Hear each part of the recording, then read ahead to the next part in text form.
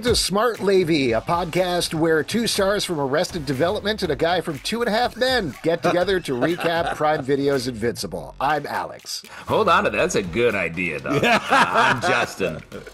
Too many dudes. I'm Pete. And we are going to be talking about the Season 2 premiere of Invincible. It is live now on Prime Video after many, many years. Literally, it's been over 2 years since the first season. Man, has it been? I know. It's crazy right? It's been that long. How Well, they've does time given us work? some teases. They gave us one episode, what, was that this past summer? That was Yeah, a with nice- Adam Eve. We got the Adam Eve Oh, episode. yeah, which that's was right. great. We talked about that, came back from that. But in terms of legitimate seasons of Invincible, it is finally back. Season 2, Episode 1, A Lesson for Your Next Life. If you haven't watched it, we're definitely going to talk about spoilers here as we go through the episode. But let's do some recap. We finished off the last season in an apocalyptic way. We found out, well, we knew that Omni-Man was evil. He had killed the Guardians of the Globe, but the rest of the world knows now he had a knockdown, drag-out fight with Mark Grayson, aka Invincible, as he told Invincible, hey, I want to join you to join me. I am a Viltrumite, which is an alien race of conquerors. You are half Viltrumite. That's where your powers come from. We were sent here to take over the world, so let's do that. Mark, of course, said no. And then That's Nolan, a lot to drop on your son. It's a you know lot what to I drop. mean? I Big tell him that. news, I family tell my news. son every morning now. You should. You should. man. Get him ready for that day. You know what I mean? We're destined to rule this earth, son. Are we Viltrumites? No. No. Just What do you pinky in want the for brain. breakfast, by the way. yeah. So yeah, that all went on, and basically Nolan, aka Omni-Man, used Mark's face to show him why he was wrong about this, took him, shoved him through thousands of people, wrecked cities, pummeled him into a mountain, and ultimately, though, Mark beat him, I'm putting in quotes here, by saying... With heart. An incredible scene where Omni-Man is like, what will you have at the end of the day? And he says, you, Dad, I'll still have you. That gets through to Omni-Man. Omni-Man leaves Earth. Invincible recovers, but his family is pretty much emotionally destroyed, including his mom. And yeah, that's where we're picking up with this episode. Over the course of this one, Invincible pretty depressed for most of the episode. Debbie, his mom, sad. also pretty Blame him. depressed. But he slowly gets back into the game here, eventually working for Cecil Stedman, not specifically for the Guardians of the Globe, who are going through their own stuff and their own team issues over the course of the episode. But he ends up fighting the Mauler twins once again, who are working with a guy named Angstrom Levy, who Sterling has K. the- Brown. Sterling K. Brown, who has the ability to travel through different dimensions. We're getting into the multiverse like every superhero You got to franchise do it. must. at You some got You it. point. have to do it. I've It's been just so getting into the important. multiverse. Yeah. And by the end, we get some big explosions. Angstrom Levy is changed forever into probably the primary villain of this season. And yeah, that's kind of where we leave off. I mean, you don't have Sterling K. Brown just do one app. You know what I mean? You gotta, Yeah. you know, it's got to be a meteor roll. yeah, just like totally. his new brain. And Pete, you're a fan of his work on This Is Us, right? Do you feel the explosion at the end was like his own slow cooker blowing up? Or pressure Oh, pot? how dare you! Oh, How wow. dare you! That's Hey, a good come one. on. I don't even It- watch this show, and I know what that means. Come on, dude. There's no need to come that hard for the show like that. That's rough, man. This Come show on. goes hard, man, and that's the big thing that I wanted True, to talk that's about the up point. front. As we usually Before we move off of This Is Us, I just want to say this plot twist in Invincible makes more sense than the pressure cooker blowing up in This Is Us. Just to No, be clear. come on, This is a dude. more Come of a. on. This makes more sense. Enough of the taking shots at This Is Us, man. I mean, that show wasn't good. Anyway, why don't we Hey! talk about Wow. I did like it. I couldn't get into Big it. shot. Invincible, though, is back, and as usual at the beginning of a season, I want to get your bead on it, particularly with so long away other than the Adam Eve special. How did you feel about how this picked up? How did you feel about the premiere? Pete, let's go to you first. Oh wow! I was overall very excited to have it back. You know, I forget about all the actors, all the amazing voice actors they have for the show. I'm like, oh my god, that's right. Oh, and that guy is this. Oh, this is cool. Yeah, I mean, overall, just it's such a great show, and I'm excited to have it back. Great animation, but I was a little confused about like what was real and what was, if we were in a parallel dimension or if we were in our original reality a little bit. But other than that, it was fantastic. Well, we'll get into that plot point in a second, but Justin, just broad overall thoughts on the episode. I mean, this show's really good. They take the fodder from the comic books that we all know, though I haven't revisited in a long time. So, like, anytime I'm watching this, I'm like, oh, yeah, it's a pleasant reminder. But just from a storytelling perspective, I feel like they're really smart about the way they use the source material and come at it from a bunch of different directions. Keep us guessing as fans who know the story. I feel like the way they told this was really smart, coming in hard where we see Invincible being evil in a way that is upsetting. And then we end up seeing him be sullen and sad for the whole episode. I was like, it's crazy to kick off your season 2 with a story where your main character, your main hero, is either evil or very unhappy. But it really works. Bold. And it's bold. But I like that bold storytelling, and it keeps the story super engaging because it's not giving us at all what we expect. Yeah, totally agree with that. This show, like I was saying earlier, just goes hard with the violence and also the humor and the romance at the same time. There's so many elements. I think one thing that I was thinking about while I was watching this one is, this is nothing against the comic because obviously we love comics, but I like the room they give for the storytelling here. This is something that, if I remember correctly, Robert Kirkman was talking about at New York Comic Con a little bit, that because they have voices, because it's animation that's moving instead of the still panel, it just paces everything out differently. And some things they can go through quicker and other things they can take more time with and let it sit. And it just really changes the storytelling, in particular when you're dealing with Mark being bummed out and depressed here. It's treated in a very different way than in the comic, though obviously he starts to come back a little bit by the end of the episode. It's also an interesting, very gray morality in this world where the end of the episode, there's an explosion. All of multi-dimensional Mauler twins die. Many Angstrom Levies from across the universe presumably die as well. And Caesar Stone was like, nothing you could have done, buddy. Good job. Hey, A lot of people happens to the died best here, of man. us. Yeah. Well, one person died just a lot of times. Right. Or Really? two. It still counts. Bending. Still counts. Yes. There's the whole argument with the Mauler twins about who is the clone. So it's like kind of one person, but kind of two people and multiple people. Anyway, let's talk about the beginning since Pete was confused, it seems, about that a little bit. So basically what happens here is we're starting. Well, I'm trying to think through the short version. The short version is we're in an alternate universe for the first like 10-ish minutes of the episode. And this is an alternate universe where Invincible decided to join with Omni-Man and take over the world. So the whole point of this, though, is we are meeting an Angstrom Levy who was in this universe, was part of the Resistance, along with Robot, along with Adam Eve, probably a couple of other characters as well, fighting back against him. That Angstrom Levy, right before he's about to be killed by Omni-Man, gets taken by portal to our dimension, quote unquote, the main one we're following, where the Angstrom Levy who has the power to create portals is. That Angstrom Levy from the dark dimension where Invincible is taken over is one of the hundreds of Angstrom Levies from across the universe that the portal Angstrom Levy is trying to take the memories and experiences of and put in his own brain. Because the portal Angstrom Levy blows up the machine, he takes off the helmet early because he doesn't approve of the Mauler twins trying to kill Invincible. He causes an explosion. The experiment goes wrong. His brain gets a little scrambly. And at least too many brains. And at least one of the primary brains that does get into the portal Angstrom Levy is the Angstrom Levy version from the original Dark Universe who hates Invincible because he took over the world.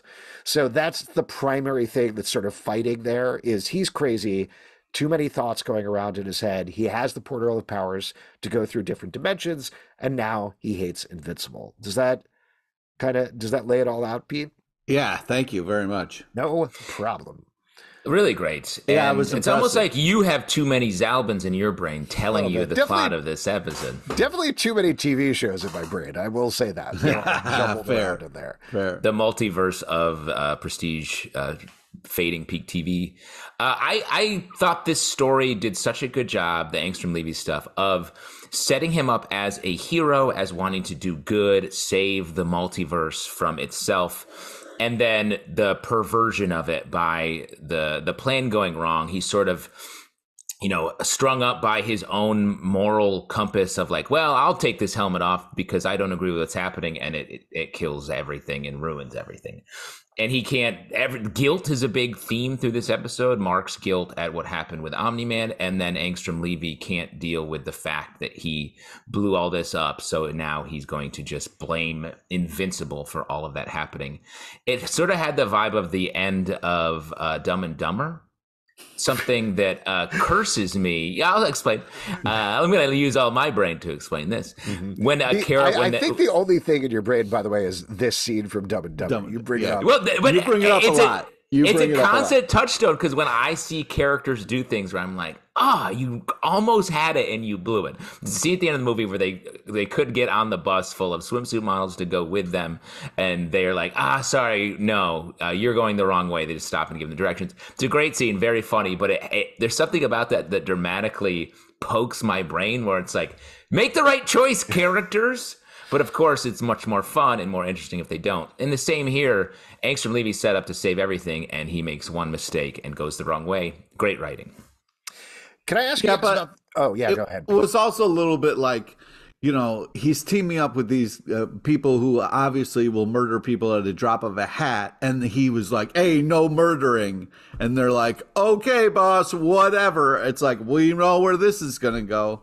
It really does. It set it up in a way that you knew it was coming the whole time. I think the thing is, this portal Angstrom Levy, we can call him maybe like the prime Angstrom Levy, is pretentious. He's a pretentious jerk. Yeah, he's basically like, I'm the one. I can save the world. I can do it. Which, to the point you were making, Justin, that's another parallel we've got here with Omni-Man's plan, which is, hey, I'm going to take over the world. We're going to make this into a paradise where there's no cancer, and don't worry about it. All you have to do is submit. That's it. You need to completely submit to the Viltrumite Empire. And what Angstrom Levy is doing is another like flavor of that, or what he's trying to do. Certainly the possibility is there of him saying, I'm the only person who can save the world, got the perfect plan to do it. I'm doing it for them. But who knows how it actually happened in practice if the rest of the world most likely is like, no, thanks. We're good, actually. Not interested. Yeah. I really like the way this was done, too. Like, the plan sounds good. And then when we see it and see all the chairs and everyone sort of hanging out and, like, making small talk, all the different Angstrom Levys, it has almost like a Rick and Morty, like, making fun of itself thing, making fun of the sci-fi of it all. And I think that's a nice tone, a tricky tone to put in a show that isn't like a hard comedy in the same way that Rick and Morty is, where it's making fun of the genre. Invincible is the genre of comic book show. So they do a good job of just getting close enough for us to think it's ridiculous that they're all in this like weird roller coaster ride of death. I did really like the idea that there were these machines in multiple dimensions, and Angstrom was opening up portals to connect all of them, and had maulers from each of those dimensions monitoring the machine. That was a neat building of the whole thing, just sort of usage of the powers and the setting. What I wanted to ask you guys about was this is a greater, bigger question, but the multiverse of it all. I'll say I knew this was coming with Angstrom Levy because we read the comics, like we've been saying, but when it hit in the show, I was like, oh man, the multiverse, we're doing this in everything. We've got this in DC. We've got it in Marvel. We've got it in movies. And I think, from my perspective, I think they execute it well. And ultimately, that's where I end up is like, I don't care if you use the multiverse or not, as long as it's about the characters rather than cameos or anything. But what do you guys think? Are you sick of the multiverse? Do you think it works here? What's your take? I am sick of the multiverse, but I think this is the best version of it going on right now, because they're not, I feel like Marvel especially, but also DC is in their TV shows and movies is like, look, the multiverse. Ooh, ooh, and we're like supposed to be impressed. This is saying like we're doing a multiverse thing because it speaks to our larger ideas of our characters, and it's also we're using it as a comic book trope to get to a more interesting story and not as the prime goal of the story. So I think it works in that regard. And the detail I love the most about the use of it here is Angstrom Levy says in most universes, the Invincible goes with his dad and they take over the world and kill everybody. And that makes our Mark even more special. So that's a very functional use of the multiverse to make this story even more interesting. Yeah, I'll give you a couple episodes where your multiverse is in the background, but if this is going to be the whole season is Multiverse of Madness, then, go F yourself. But so far I'm really on board and not kind of like, I wasn't like, oh, multiverse, because of what JT Sis was saying is that it was just a better way of telling a story. So, yeah, I just got a little bit confused because it was like, the portal jumping. I was just kind of like, wait, which world are we on? Okay, then this one, that one happened, but that's not the case here. So it's like more things to kind of keep straight. I did really appreciate in this episode the way kind of like you were saying, Alex, in the comic, we saw different ways of him kind of joining this kind of group of superheroes, this kind of fake Justice League type of thing, and how Mark comes to it. And I like this choice of it being like this thing of like him helping rebuild himself, joining this team, learning to kind of get better and kind of grow, So I think that works really well for him. Well, I think the thing that's most interesting to me about that plot line is this through line of Mark being like, I'm not my dad. I'm not going to be my dad. Don't make me into my dad. Mm-hmm. But at least initially, he's kind of making the same choices he does, where he's not officially joining the Guardians of the Globe so much as an adjunct working with Cecil Stedman, which was part of the idea there. Like, Omni-Man wasn't joining the Guardians of the Globe because he knew he'd have to kill them eventually in order to take over the world, and was learning presumably everything that he could about them and about everything else. So he was always keeping Cecil, always keeping the Guardians at an arm's length. So this is Mark, and we get to see that in that scene where Mark and Cecil sit down at the Burger Bar, aka BM, which is maybe the stupidest joke of the show. I'm just going to say. Wow. They go hard, bro. That's all this. They go hard. They go hard. Anyway, that scene where he's sitting down there and he's like, I'm not my dad. And then he smashes the table and says, I'm not my dad. And it's like, you kind of are. You just turned right into your father. Yeah, exactly. Yeah. But I think that's, a very common thing where, you're like, man, I don't want to grow up like this guy at all. This guy seems like a madman. And then, you kind of fight it your whole life. Well, and I think he's trying to be invincible in these moments when he's going through like a crisis. And what he really needs to be is vulnerable. And that's the name of the show in my mind, is Vulnerable. Oh, wow. Maybe they'll change it. I would love it. Yeah. My favorite show, Vulnerable. Yeah, let's write good old Kirkies. Robert Kirkman. Be like, hey, do you mind changing the name of the show? Good. Oh, man, I hope that never gets back to him, man. That's kind of messed up. Like fresh baked cookies, like my grandma used to make. Oh, I got some cookies. Hey, come on, put some respect on his name, man. Chocolate chip cookies. What, you're the king of giving someone an unwarranted nickname, Pete. You can't get behind Kirkies. Literally, you scream nonsense anytime we talk about. I'm going to say that from now on. Whenever anybody says Robert Kirkman on this podcast, I'm going to go, Kirkies. Pete cannot be mad about that. Yeah. Let's talk about... I'm waffling a little bit between two things here, but why don't we talk about Debbie while we're talking about emotional storylines, because she has a big through line here. Her big thing at the end of the last season, in case you don't remember, is while the big fight between Omni-Man and Invincible was being broadcast pretty much the entire world, she got to see Omni-Man say that he thinks of her more as a pet than a wife. Not great. He loves her, but like the same way you would love a pet. That is awful beyond the fact that she had been married and had children with the worst supervillain the world had ever seen. He is gone. She is now single parenting. So a lot of stuff on Debbie's shoulders here. And for readers of the comics, I think, it doesn't get better anytime soon. If I remember correctly, she had one of the most awful arcs. And I say this in terms of just like, oh my God, leave Debbie alone. Like, just let things get better for her for a second. So, what do you think about her in this episode and what she was going through? I mean, it is like a stressful, a lot of things happening where it's like, she's going to be, as much as this episode is about Mark dealing with the fallout from the last episode, her, you don't even get the sort of intimate understanding. You just see her feeling all these bad things.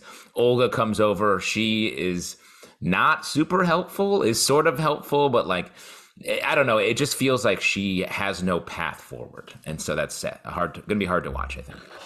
Yeah, I mean, it's super powerful. I think they did a great job, like acting wise, even though it's animated, but really just kind of feeling it, just like the shots of her with her kind of back to the camera, just kind of like really powerful stuff. I mean, that's the thing, like,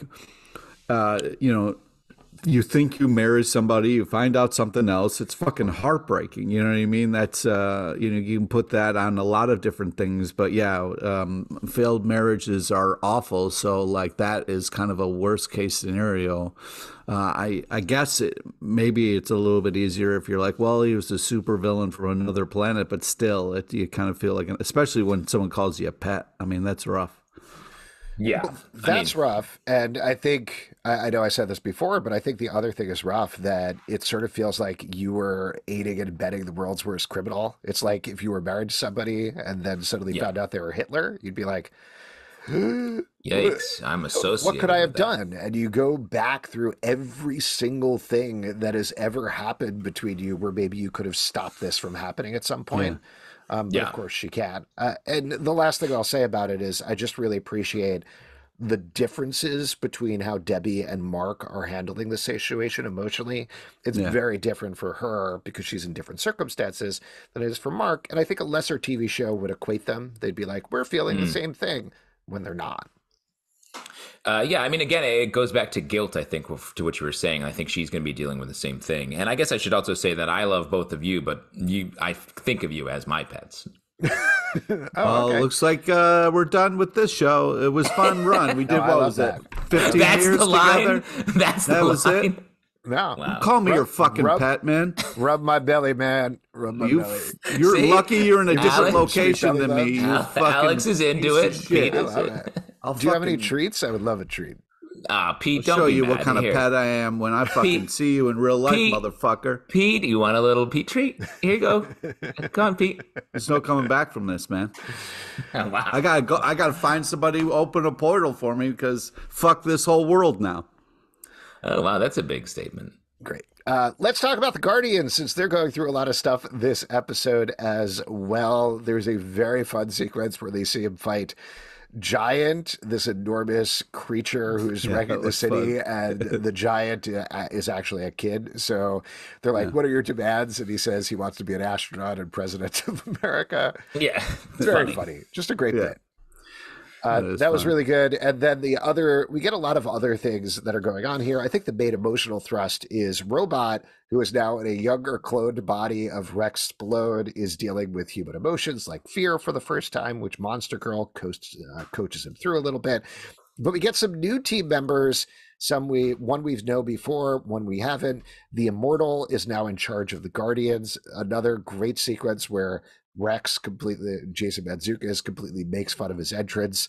And then Bulletproof, who is basically invincible, if I remember correctly from the comics, without the Viltrumite stuff, comes in and then proceeds to completely wreck Splode. So fun stuff across the board there. A lot of play for our guy, Jason Mantzoukas. Yeah. In this episode, playing Rex Splode just gets to a lot of stage time, I guess we should say.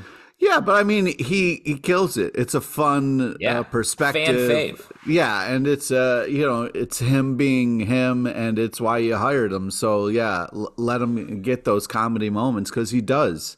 It is hilarious to wait a second. You were just probably waiting for somebody to, and then you made your entrance, like just hysterical. It's fun to think about. I mean, to your point, I don't know the production schedule offhand, but I have to imagine that if they started to see what was coming into the first season or cast Jason Mantzoukas, then we're writing the second season, they're probably leaning into that a little bit as well. Yeah. Justin. I think it's big time leader, like, oh, who should we have say these lines? Oh, why do we have him talk for like almost an I know I love it, but like an amount of time. Him goes off for, Yes. Definitely. Well, that's great. We also get a little bit with Adam Eve here. Not too much. She's basically supporting Mark in this episode. Well, nice to see her. Yeah, go ahead. Let's talk about this Mark, Amber, Adam, Eve of it all, because I feel like the show is making the Mark Amber relationship awesome. Just great. Yeah. They get in the same college over the course of the episode. Oh, really my God, nice. adorable. So exciting. In the cold open, we get a truly horrifying relationship between Mark and Adam Eve. But it also sort of says like they have a relationship and it was been twisted and perverted in a horrible way in this other dimension. But it's really interesting to have to see where they're going to go with that potential love triangle going forward in our main dimension, when they aren't giving us any indication that Mark and Amber are at all a bad relationship, or that Mark and Adam Eve are at any sort of relationship outside of friendship. Yeah, it's definitely interesting. I also think it's it was a good kind of like doing that whole thing of like, hey, remember I was in a tree for that my whole season? You're like, oh yeah, that's right, yeah. I really liked how it showed the evil Mark in like such a one line. He was like, hey, Eve, looking good. And you're like, oh, that is such a creepy, gross. Like to have it be so clear in that kind of little moment of like, oh God, I'm glad this isn't our universe. But yeah, it's you kind of almost wonder about a doomsday clock counting down for them, because I don't know how well it's going to go. But yeah, I like how you mean the Mark and Adam Eve in the evil dimension. I don't think that relationship is going well. He broke her neck and paralyzed her. So he's going to keep her like a pet in his house. Yeah, I don't like this pet theme that's going on, but that's not me saying that. That's well, I just wish you would stop. So your take is I don't know what your take is. What do you think? My take is I'm worried about our world's relationship, because it seems like no matter what world, between which character and which other character, Pete? the two new college students, between Amber, Mark and Amber. Yes. Okay. All right. Yes. Yeah. I think it is interesting to your point, Justin. I mean, obviously, we're getting into a little bit of the comics knowledge here, but I was trying to reframe it in the episode. No, I know, but I think you would expect there to be some sort of love triangle-y thing. But to your point, Eve and Mark are just friends. That's it. That's the only thing. Like, there doesn't even seem to be an illicit attraction there or anything. There's the bond to them both being superheroes, but I think it was the same thing in the first season as well. So yeah, and I will say though, I think Mark's conversation with Eve is what gets him right. It's what gets him out of his depression. It helps, yeah. So, or partially out of it anyway, or on the right path towards something. So I thought that was interesting that she's the pivot for him. Yeah, there's definitely that. But at the same time, Amber and Mark are very strong. They seem excited to be with each other. So I guess we will have to see what happens. Mamber. What else should we talk Mamber about? alert. I do have one. I do have one thing. What do you think about Karma Police as the song here? I'm a no on it. Yeah, that's a no for me. Overused. 100%. And they didn't just use it for a little minute. They used it for so long. And it wasn't, there was no like ironic take. It literally was just sad protagonist montage to Karma Police. This must have been one of the writer or producer's dreams to get the rights to this song. Because I was like, I thought there was going to be a take, because that's just too much of a cliche at this point to really commit to it. But they truly did. Yeah. So there's that. A couple of things. Pete, you like Karma Police? I didn't hate it as much as you guys, but I'm livid. I'm absolutely livid. I'm very mad. I mean, honestly, it's not like one of my best friends just called me a pet. You know what I mean? But yeah. You know what, Pete? I'm going to take you off leash. Get out of here. Go be free. All right, run free, Pete. Yeah. Pete the pet is now Pete the free dog, human sexual dog. Okay. Can I go to the park later, by the way? Is that all right, Justin? I'll go with you, but yes, we're gonna meet up with some other human pets. That took a weird turn. A couple of things I'll call out. I know we talked about. Oh, so sorry, Alex, Yeah, but yeah. that's our life. Yeah, That's our life. I know it took a weird turn that I love. To be clear, I love weird turns. Like, who knows what's around the corner if you take a weird turn? You know what I'm talking That's about? right. That's 100%. What a fun right. surprise. We mentioned Olga earlier. I thought the exchange of her coming in with the knife and being like, "Oh, if I was going to kill you that way, I wouldn't kill you that way. I use poison," and then they're both laughing but being a little nervous about the wine. That was fun. very fun. I love the thing at the end as well. After the explosion, we get this post-credit sequence where Mauler, one of the Mauler twins, is half fried and he's the only one alive. Finds Angstrom Levy. Angstrom Levy has his brains like dripping down the back of his head, just like he does in the comic. Pretty gross. Yeah. But good last credit sequence and overall good episode. Any other moments you guys want to mention before we wrap up? The only one I wanted to give it up for the very specific sci-fi call-outs of the conversation between Angstrom Levy and the Maulers, where he's like, he can only make portals between dimensions, not between different places, which I thought was like a very unnecessary little scene that was just there to sort of prove bona fides in a good way. I think I enjoyed that to me is a very, and you feel this throughout, and I think this is a laudable thing, but like it's very Kirksey, it's very Robert Kirkman throughout the episode. Kirky, that you have something like that where it's a character being like, "Oh, my powers aren't how you would normally expect them to happen. Instead, they're this twist because I sat down and thought, how can I make this different?" And that's fine because I think it's interesting in terms of he has to physically create the portals in the same place in different dimensions. Otherwise, they'll end up like in solid matter.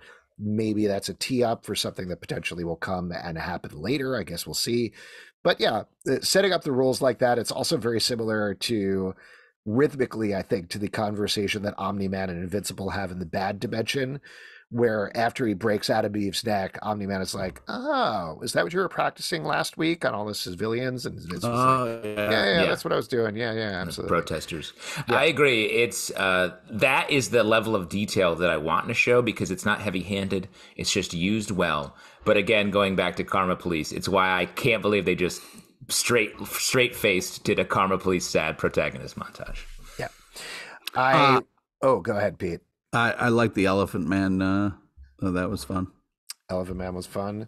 I like the scene of Todd going up in the school and giving Mark a big hug and saying he's there for him after everything that happened for his dad, and then turns to the entire school and says, "See, I'm not an asshole. I'm not an asshole." That's just good bully technique right there. Yeah, that was great. Bully rebranding. And yeah, the scene at the end of Immortal telling Mark that he's going to be watching him, I thought was a nice parallel with the fight between the evil Mark and Immortal at the beginning of the episode, where they absolutely smush his head right in front of us in the grossest way possible. Yeah. So there you go. To wrap up, why don't we talk about our invincible moment of the episode? Justin, you want to go first? What was your invincible moment of the episode? I got to give it up to the Mark Adam Eve conversation. Like I was saying before, that to me was really well done and just such a small moment in the show, but really big ramifications, it being the pivot point where Mark gets out of the funk. He may have been on the path to become one of the evil Invincibles from the other dimensions. But instead, that conversation with Adam Eve, I think was the way that he got out of it and was able to make a change for himself. Interesting. Pete, what about you? I'm going to have to say the Levy of it all. I think the fact that we, at the end, after credits, got the angriest Levy and the one who hates Mark the most, going to be kind of gunning for our guy. So I think that's going to be the thing. Yeah, when the Levy breaks, I guess. I will call out... I don't know. There were so many good scenes in the episode. I actually think Mark and Debbie's coming to a sort of understanding where he makes dinner for her. Oh, yeah, that was very nice. Key, the Invincible scene, if you will, per what we're talking about. Because ultimately they are on these very different paths and dealing with this in a different way, but they're still part of a family and they have each other. And maybe maybe that's another thing that's missing from this dark dimension that we see at the beginning of the episode. You don't see Debbie anywhere. Maybe she died. Maybe she was killed. Maybe she left. So I think she is another runner. She's a runner for Mark. In a nice place somewhere, living on the beach. You know what I mean? You don't have to be so dark. That's nice. Mojito. Yeah, mojito. Yeah. Could be a mojito. Mai Tai is what I was thinking of, but. Oh, nice. And your words, your mouth said something else. My mouth, as it did. Your mouth is like, I like mojitos better. Yeah. I mean, I do. Yum, yum. Yum, yum, mojitos. That's where... Yes, Alex? No, nothing. What were you going to say? Yes, Alex? You said, let me just set you back up. You said, mojitos. And then you had something else to add. I don't think so. Well, that's a weird thing to end on. You just said, mojitos. No, he said, yum, mojitos. Yeah. I'm sorry, Master. Whatever you want, you let me. Oh, my God. I don't know if we need to do that. You don't need to go there. Now I'm uncomfortable. Yeah. All right, Justy, let's wrap it up here. If you want to support this podcast and all the podcasts we do, patreon.com/comicbookclub. Also, we do a live show every Tuesday night at 7 p.m. to Facebook and YouTube. Come hang out. We would love to chat with you about Invincible. Apple, Spotify, Android, or the app of your choice to subscribe, listen, and follow the show at Comic Book Live on Twitter/X, Comic Book Club Live on TikTok and Instagram, comicbookclublive.com. For this podcast and many more, until next time, for Smart Levy, this is Alex. This is Justin. Let's get vulnerable. Ooh.